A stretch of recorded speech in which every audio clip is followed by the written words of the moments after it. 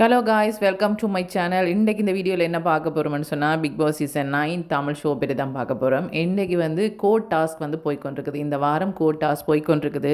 இதில் வந்து இன்றைய தினம் வந்து விக்ரம் ஒரு கேஸ் வந்து எடுத்திருக்கிறாங்க. ஒரு ஃபன்னான கேஸ் ஒன்று எடுத்துருக்குறாங்க. என்ன விஷயம்னு சொன்னால், சுபீட்சா வந்து கடலை பற்றின பாட்டுகள் வந்து பாடிட்டே இருக்கிறாங்க. அது ரொம்ப வந்து கஷ்டமாக இருக்குது. அவங்களுக்கு வந்து அதை தாங்க முடியலை. அது மட்டும் இல்லாமல் அந்த பிக் பாஸ் வீட்டுக்குள்ளே ஃபுல்லாகவே வந்து துப்பிகிட்ருக்குறாங்க. இந்த மாதிரி ஒரு கேஸ் வந்து அவங்க கொடுத்துட்ருக்குறாங்க. அதை வந்து அக்செப்ட் பண்ணிட்டாங்க. ஓகே, இந்த கேஸ் வந்து கோர்ட்டுக்கு கொண்டு போகலாம்ன்ற மாதிரி வந்து அக்செப்ட் பண்ணிட்டாங்க. ரொம்ப சந்தோஷத்தில் வந்து விக்ரம் இருக்கிறாங்க. நீங்கள் என்ன மாதிரியான தீர்ப்பை வந்து எதிர்பார்க்குறீங்கன்ற மாதிரி வந்து பிக் பாஸ் வந்து கேட்குறாங்க. அதுக்கு இவங்க என்ன பதில் சொல்கிறாங்கன்னு சொன்னால், எனக்கு அவங்க பாட்டு பாடக்கூடாதுன்றெல்லாம் இல்லை. ஒரே பாட்டை திரும்ப திரும்ப பாடாமல் அவங்க வேறு வேறு பாட்டை பாடினா பிரச்சனை இல்லை. முக்கியமாக வந்து இந்த பிக் பாஸ் வீட்டுக்குள்ள அவங்க துப்பக்கூடாது என்ற மாதிரி வந்து சொல்கிறாங்க. துப்பிக்கிட்டே இருக்கிறாங்க, துப்பக்கூடாதுன்ற மாதிரி வந்து சொல்கிறாங்க. ஒரு ஃபன்னாக தான் அவங்களுமே பேசிகிட்டு இருக்கிறாங்க. ஃபன்னாக தான் இந்த கேஸையுமே எடுத்துருக்குறாங்க.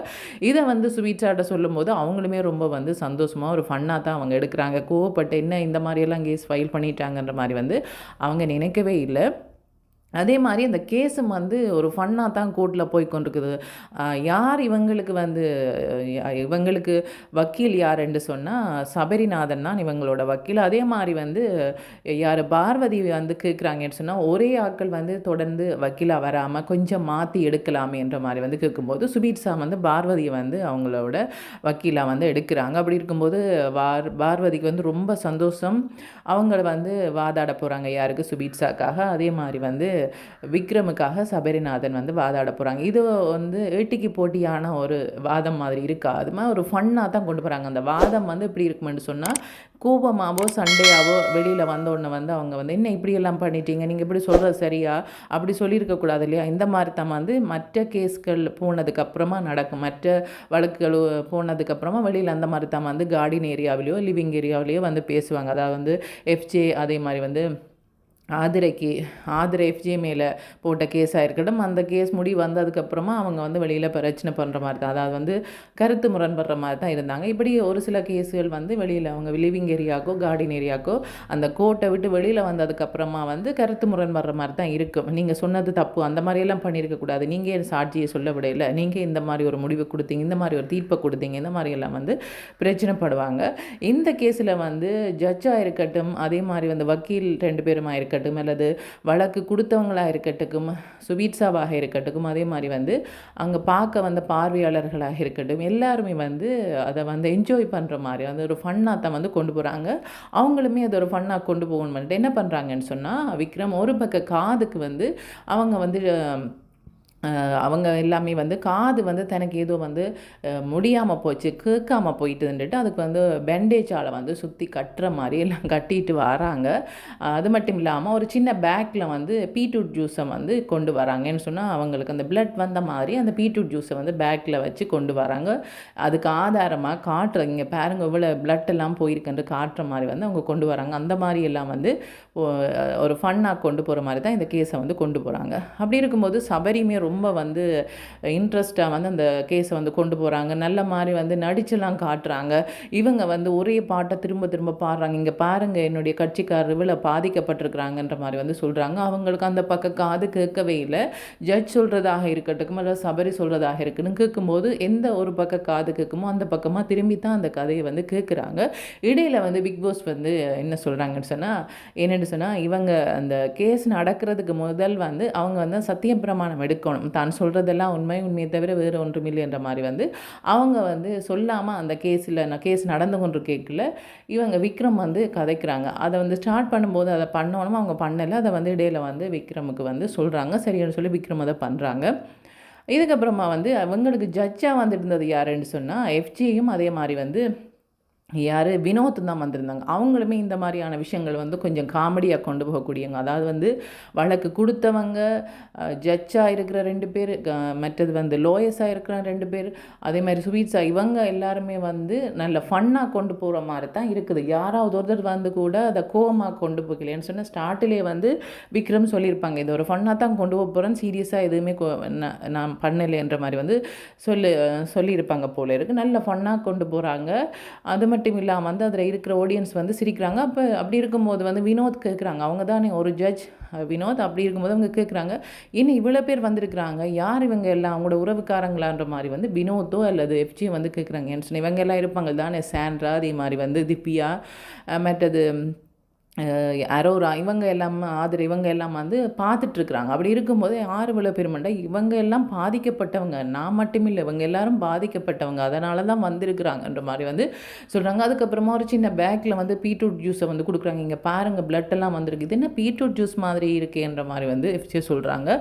அதை ஓப்பன் பண்ணி பார்க்குறாங்க. அப்புறம் வந்து டெஸ்ட் பண்ணுறதுக்கெல்லாம் கொடுக்குற மாதிரி வந்து நடித்து காட்டுறாங்க. இந்த மாதிரி வந்து கேஸ் போய்கொண்டு கேட்க வந்து திவ்யா வந்து விழுந்து விழுந்து சிரிக்கிறாங்க. அவங்க வந்து என்ன வாயை பொத்திட்டு அவங்க வந்து சிரிக்கிறாங்க. ஏன்னா அவங்களால தாங்க முடியாமல் இருக்கேன்னு சொன்னால் அதில் எல்லாருமே வந்து காமெடி பண்ணிகிட்ருக்குறாங்க. சபரியா இருக்கட்டுக்கும், விக்ரமா இருக்கட்டுக்கும், எஃப்ஜியா இருக்கட்டுக்கும், வினோதா இருக்கட்டுக்கும், அதே மாதிரி வந்து பார்வதி அவங்களும் கூட காமெடி பண்ணுற மாதிரி தான் இதை கொண்டு போகிறாங்க. அவங்க என்ன பண்ணுறாங்கன்னு சொன்னால், அவங்கள்ட்ட டேர்ன் வரும்போது அவங்க வந்து பேசும்போது அந்த பாட்டை சுவீட்ஸாவை பாட சொல்லிட்டு வந்து தான் வந்து அதை என்ஜாய் பண்ணுற மாதிரி வந்து டான்ஸ் பண்ணிகிட்டே இருக்கிறாங்க. சுவீட்ஸாவின்னு சொல்கிறாங்க, டான்ஸ் ஆடிட்டு அந்த பாட்டை பாட சொல்லியிருக்கிறாங்க போல இருக்குது. சுவீட்ஸாம் அந்த மாதிரி தான் பண்ணிகிட்ருக்குறாங்க. அதாவது வந்து இது ஒன்றும் இரிட்டேட்டாக இல்லை, எங்களுக்கு ரொம்ப ஜாலியாக தான் இருக்குவங்க இந்த மாதிரி பாட்டை பாடுறது, இவங்களுக்கே இந்த மாதிரி இருக்கோ தெரியலைன்ற மாதிரி தான் அவங்க வந்து அந்த பாட்டை பாடிட்டு இருக்கிறாங்க. இவங்க பாடும்போது இவங்களுமே சேர்ந்து பாடிட்டு ஆடிட்டு இருக்கிறாங்க. இந்த மாதிரி வந்து கொண்டு போகிறாங்க. கடைசியாக தீர்ப்பு எந்த மாதிரி போனன்னு தெரியலை. எப்படியுமே இந்த பாட்டை வந்து அவங்க என்ன தீர்ப்பு பார்க்குறாங்கன்ற மாதிரி வந்து பிக் பாஸ் வந்து கேட்கும்போது அவங்க சொல்லியிருந்தாங்க, அவங்க பாட்டே பாடக்கூடாதுன்றது என்ற நோக்கம் இல்லை, அவங்க தாராளமாக பாடலாம், ஆனால் கடலை பற்றி வேறு வேறு பாட்டுகள் பாடினா பரவாயில்லை, ஒரே ஒரு பாட்டை திரும்ப திரும்ப பாடுறாங்க, பாடும்போது நிறைய தடவை துப்புறாங்க, அதுதான்ன்ற மாதிரி வந்து சொல்கிறாங்க. அதே மாதிரி சிரிச்சுட்டே தான் சொல்கிறாங்க, கோவமாக எல்லாம் சொல்லலை. அந்த மாதிரி ஒரு விஷயம் தான் வந்து நடந்தது. இது மட்டும் இல்லாமல் வந்து இன்னும் ஒரு விஷயம் என்ன நடக்குதுன்னு சொன்னால், கார்டன் ஏரியாவில் பார்வதி வந்து சாண்ட்ரா வந்து அவங்களோட ஹஸ்பண்ட் வந்து எவிக்ட் ஆகி போகும்போது வந்து அந்த டோரை தாண்டி போயிருப்பாங்க, அவங்களுக்கு பின்னாலே போயிருப்பாங்க. அந்த டோரை தாண்டி போகிறது வந்து ரூல்ஸை வந்து பிரேக் பண்ணுற மாதிரி. இதுவரையும் யாருமே வந்து அந்த கண்டஸ்டனாக இருக்கிறவங்க யாருமே வந்து எவிக்ட் ஆகி போனால் மாத்திரம்தான் வந்து அந்த டோரை தாண்டி போவாங்க, மற்றபடி அவங்க போக மாட்டாங்க, போகிறதுக்கு அலோட் இல்லை, அந்த மாதிரி போனதே இல்லை. ஒரே ஒரு தடவை மட்டும் ஒரு கேம், அதாவது வந்து ஒரு டாஸ்க் மாத்திரம் வந்து அந்த டோரை தாண்டி போகிற மாதிரி இருந்தது. லாஸ்ட் சீசனில் வந்து என்ன பண்ணியிருந்தாங்கன்னு சொன்னால், அந்த டோரை தாண்டி போய் ஒரு குறிப்பிட்ட டைமுக்குள்ளே ஒரு குறிப்பிட்ட தூரம் வந்து போக வேணும், போயிட்டு திரும்பி வந்து அந்த டைம் முடிகிறதுக்கு இடையில் வந்துடணும், வந்தால் மட்டும்தான் வந்து அவங்க அந்த வீட்டுக்குள்ளே இருக்கலாம். அந்த டைமுக்குள்ளே வரையிலேன்னு சொன்னால் அவங்க வெளியேற வேண்டி வரும். இந்த மாதிரி ஒரு டாஸ்க் வந்து கொடுத்துருந்தாங்க. முத்துக்குமரன் அவங்க இருக்கும்போது அந்த டாஸ்க் வந்து கொடுத்துருந்தாங்க. அது டாஸ்க்குக்காகத்தான் அவங்க வெளியேறினாங்களே ஒழிய சும்மா எல்லாம் அவங்க வெளியில் போய் எவிக்ட் ஆகும்போது கவலையிலையோ அல்லது வீட்டை போப்புறமென்ற மாதிரி வந்து அந்த மாதிரி போகிற மாதிரி எதுவுமே நடக்கலை. ஆனால் வந்து சாண்ட்ரா வந்து அந்த கதவை தாண்டி போயிட்டாங்க. அவங்க உண்மையாகவே வந்து கவலையில் போனாங்க அல்லது வந்து சும்மா ஒரு ஒரு ஒரு நாடகம் ஆடினாங்களா என்னவோ தெரியலை. ஆனால் வந்து அது ரூல்ஸை மீறுற மாதிரி. இந்த வார இறுதியில் வந்து சாண்ட்ரா வெளியேறதுக்கு வாய்ப்பு இருக்கா தெரியலை. என்ன சொன்னால், ரூல்ஸை மீறிட்டாங்கன்னு சொன்னால் கண்டிப்பாக வந்து அவங்க ஃபைனலில் வந்து இருக்க மாட்டாங்க. ஒரு வின்னர் ரெண்டும் அவங்களுக்கு கொடுக்குறதுக்கு வாய்ப்பு இல்லை, வின்னர் ரெண்டோ இல்லை ரன்னர் ரெண்டோ கொடுக்குறதுக்கு வாய்ப்பு இல்லை.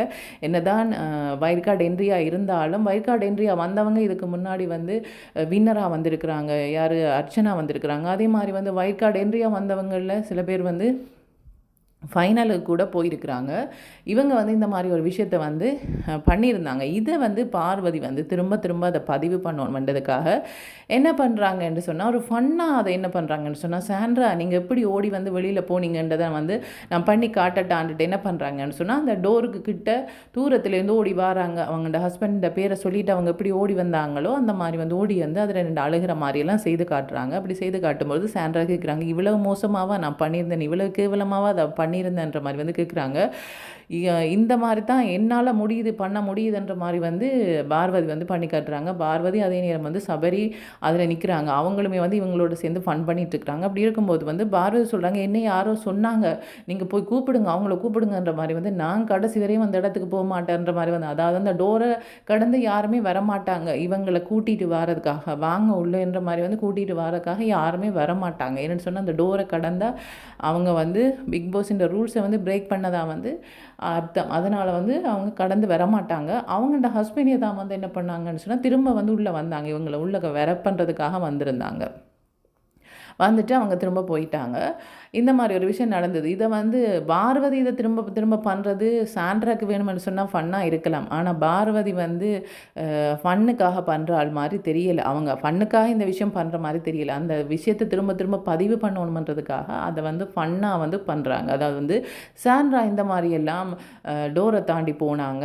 அது வந்து ரூல்ஸ மீறின மாரி தானே! அப்படின்னு சொன்னா அவங்க தானே இந்த வார கடைசியில போவாங்க. இந்த மாரியெல்லாம் கதைச்சா, ஒருவேளை அந்த வீட்டுக்குள்ள வந்து சாண்ட்ராக்கு ஆதரவான கண்டஸ்டன்ட் இருந்தா, அவங்க வேணுமென்று சொல்லி ஏன் இந்த மாரியெல்லாம் சொல்றீங்க? உங்களுக்கு என்ன பிரச்சனையா இருக்குது? ஒருவேளை மக்கள் வோட் பண்ணினா, அவங்க அடுத்தடுத்த வாரங்களுக்கு போவாங்க தானே! இந்த வாரமே போகணுமென்ட்டு ஆசைப்படுறீங்களோ? இந்த மாரியெல்லாம் பேசுறதுக்கு வாய்ப்பு இருக்கு. அதனால அவங்க என்ன பண்றாங்கன்னு சொன்னா, ஒரு ஃபன்னா வந்து இத வந்து சொல்லிட்டு இருக்கிறாங்க. சாண்ட்ரா வந்து சிரிச்சுட்டு இருக்கிறாங்க. சாண்ட்ராக்கு விளங்கிச்சுதா? விளங்கலையா தெரியல. விளங்கி சிரிக்கிறாங்களா? இல்ல விளங்காம சிரிக்கிறாங்களா தெரியல. இவங்க எதுக்கு அத பண்ணி காட்டுறாங்கன்னு தெரியாம சிரிக்கிறாங்களா தெரியல. இந்த மாரி அவங்க சிரிச்சுட்டு இருக்கிறாங்க. அதே மாரி வந்து இன்னொரு இடத்துல வந்து அரோரா, அதே மாரி அமித் இவங்க 2 பேரும் வந்து ஏதோ ஒரு ஒரு பேட்டி எடுக்கிற மாரி, அதாவது வந்து அரோராவ அமித் வந்து பேட்டி எடுக்கிற மாரி ஒரு ஷோ மாரி ஒண்ண பண்ணிட்டு இருக்கிறாங்க. சும்மா தங்களுக்குள்ள ஃபன்னுக்கு வந்து பண்ணிட்டு இருக்கிறாங்க.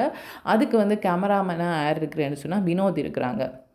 அவங்க வந்து அதில வந்து அவங்களுக்கு வந்து வீடியோ எடுக்கிற மாரி அவங்கள வந்து அவங்க அவங்க பேட்டி எடுக்கிறத வந்து இவங்க வந்து கேமராமேனா இருந்து எடுத்துட்டு இருக்கிறாங்க. இந்த மாரி ஒரு விஷயம் வந்து போய்க்கொண்டிருக்குது. இந்த மாரி பிக் பாஸ் வீட்டுக்குள்ள நிறைய ஃபன்னான விஷயங்கள் தான் வந்து சண்டைகள்ன்றத விட ஃபன்னான விஷயங்கள் தான் வந்து நிறைய போய்க்கொண்டிருக்குன்னு சொல்லலாம். இந்த வார இறுதியில வந்து யார் போறதுக்கு வாய்ப்பு இருக்குன்னு சொன்னா, 2 பேர் போறதுக்கு வாய்ப்பு இருக்கு. சாண்ட்ரா அதே மாரி வந்து ரம்யா. ரம்யா ஏற்கனவே வீட்டுக்கு போறேன்ற மாரி வந்து சொல்லியிருந்தாங்க.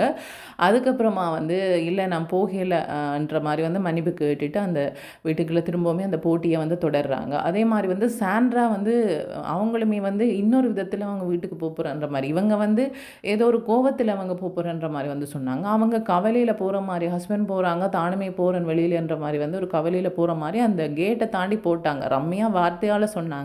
இவங்க கேட்ட தாண்டி போயிட்டாங்க. அதனால வந்து அவங்க வந்து போறதுக்கான வாய்ப்பு இருக்கு. டபுள் எவிக்ஷனா இருந்தா இவங்க 2 பேரும் போறதுக்கு வாய்ப்பு இருக்கு. டபுள் எவிக்ஷன் இல்லைன்னு சொன்னா ரம்யா போறதுக்கான வாய்ப்பு இருக்கு. சாண்ட்ராவ என்னன்னு சொல்ல தெரியல. ரம்யா போறதுக்கு வாய்ப்பு இருக்கு. என்ன நடக்க போகுதுன்றத காய்ஸ் வெயிட் பண்ணி தான் பார்க்கணும். ஓகே. Thank you. பாய்.